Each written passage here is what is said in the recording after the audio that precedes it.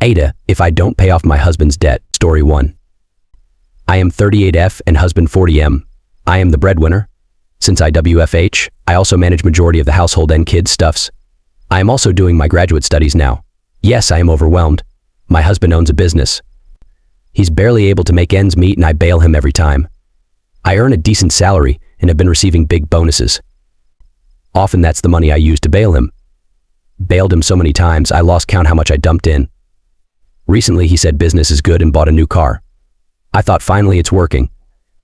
Nonetheless, I am so busy, I am often overwhelmed, tired, and clearly no time or interest for intimacy.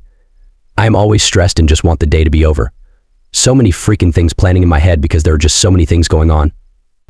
All of a sudden, everything exploded. Husband complained I am not spending time him, blah blah blah, kids not behaving blah blah blah, and the beans spilled. He is financially stressed because he cannot make ends meet, and he has over $10,000 of credit card debt. It was a total shit show moment. I have paid off his debt multiple times in the past. I could afford to pay it off and let him start fresh again. But I am also thinking of all the home improvements I wanted to do since many years. I never got to do it because all my bonus money just goes to his business. AITA, if I am not bailing this time and instead use the money for other things? I told him to transfer the debt to a lower interest rate account and set aside money to pay it off. Our advice: navigating financial strains within a marriage can be incredibly challenging, especially when there's a significant income disparity. It sounds like you've been shouldering a heavy burden for quite some time, and it's understandable that you're feeling overwhelmed and frustrated. Your feelings are valid, and it's important to prioritize your well-being and your family's overall financial health. While it's admirable that you've supported your husband in his business endeavors, it's also crucial to set boundaries and consider your own needs and goals. In this situation, it might be helpful to have an open and honest conversation with your husband about your concerns and the impact his financial decisions have had on you and your family. Express your desire to prioritize home improvements and other financial goals that are important to you. Encourage him to take proactive steps to address his debt, such as transferring it to a lower interest rate account and creating a plan to pay it off gradually. Additionally, consider seeking the assistance of a financial advisor or counselor who can provide guidance and support as you navigate these complex financial dynamics. Ultimately, you're not obligated to continue bailing out your husband financially, especially if it's negatively impacting your own well-being and preventing you from achieving your own goals. It's essential to find a balance that works for both of you and promotes financial stability and harmony within your marriage. First comment: NTA, but you guys might want to discuss if he's amenable to him being a full-time stay-at-home dad. He could take care of the kids in the household and wouldn't end up in debt that you'd need to bail him out from. At the moment, you're the breadwinner and homemaker. No wonder you're exhausted. On top of that, you're repeatedly bailing out his failing business, potentially affecting your family's financial future. That bonus money can be saved or invested in many ways, or even funneled into a college fund for your kids. I don't want to jump on the Reddit bandwagon of suggesting you divorce him immediately, but I'm just wondering if you can't see the forest for the trees. I don't think his shopaholicism or lack of business savvy is the core issue. The guy just isn't pulling his weight as a partner, and it's causing you to feel exhausted. In time, you might resent him so much that divorce is the only option. I don't know what the solution is, but you shouldn't discount the toll this is taking on you and act now to either save your marriage or cut your losses. Second comment: bonus. Isn't that what marriage is, through good times and bad times? I do not know how young your children are, but it is understandable that it is a tough period. Listen to your husband expressing he wants more time with you. I also wonder, why do you consider it his debt? You are married, right? Teamwork? I can understand your frustration, but be aware it doesn't turn into resentment. Have a serious talk about the finances. Be his supporter, but also express your concerns. Perhaps explain how you see things. If you love him, don't try and seek advice from people that are not trained couples therapists and/or psychologists. Also, people online do not know you, your husband, and your marriage on a personal level, so they probably do not have the best interest of the outcome for you, your husband, your marriage, and your children's well-being. I am sure you love him dearly and that you love having a family.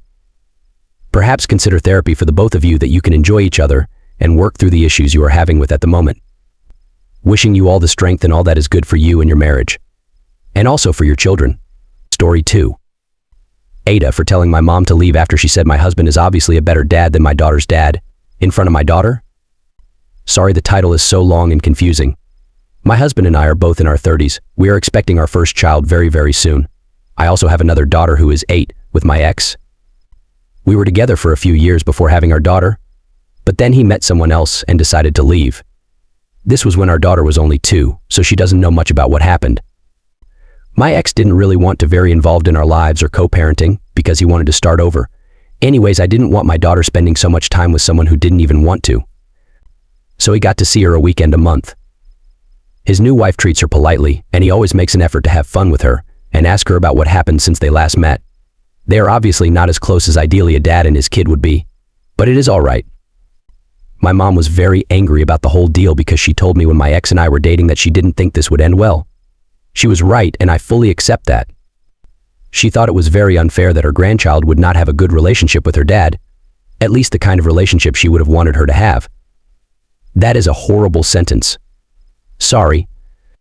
Anyways, the current situation, my mom is staying with me for a few weeks because my due date is very soon. Yesterday I heard her tell my husband that she knows he's going to be a much better dad than my daughter's dad is, because he obviously loves his child a lot already. My daughter was also there and she said, "No, my dad loves me too." I was upstairs, but I was trying to come down because I didn't think this was headed anywhere good. My mom told my daughter that she shouldn't lie to herself. What kind of a dad only wants to see their kid once a month? My daughter ended up crying almost all day. I kind of lost it and told her I don't want her staying for the birth. She was also angry and left, and now I feel guilty. She means well, and maybe she's right that I shouldn't mislead my daughter about how much her dad cares. Our advice: you're definitely not the asshole NTA in this situation. Your mom crossed a line by making such hurtful comments in front of your daughter. While she may have her concerns about your ex's involvement, expressing them in that manner and in front of your child was inappropriate and damaging. It's understandable that you lost your temper in the heat of the moment. Your priority is to protect your daughter's feelings, and your reaction was a natural response to seeing her upset. However, it's important to address the situation calmly and communicate your feelings to your mom. You could try reaching out to your mom to explain why her comments were hurtful and why you reacted the way you did. Let her know that while you understand her concerns, there are more constructive ways to discuss them, especially when your daughter is present.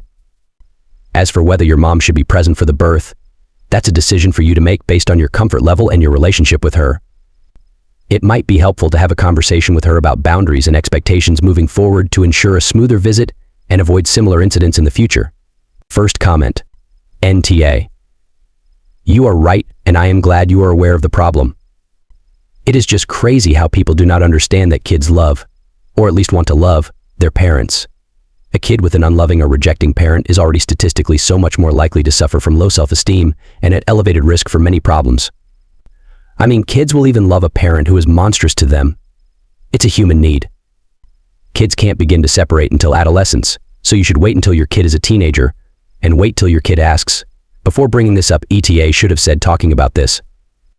And while you should be honest about her father's problems, understand that she's probably not going to be emotionally capable of comprehending that her dad just doesn't love her, and that her dad rejected her until she is fully adult, and even then it will be emotionally difficult.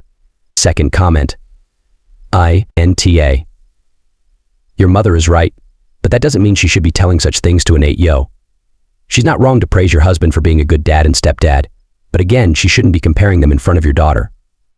It's not up to grandma to decide that 8F is ready for the truth any more than it's up to her to spill the beans about Santa and the Easter Bunny. My stepkids are now 26F and 28M. Their half-sister is now 18 and is living physical proof of their father cheating on their mother. But while 28M knows better, 26F still chooses to believe her dad when he says he started dating his second wife after separating from their mom. Yes, it is very common for 8-week premature babies to be over 8 pounds.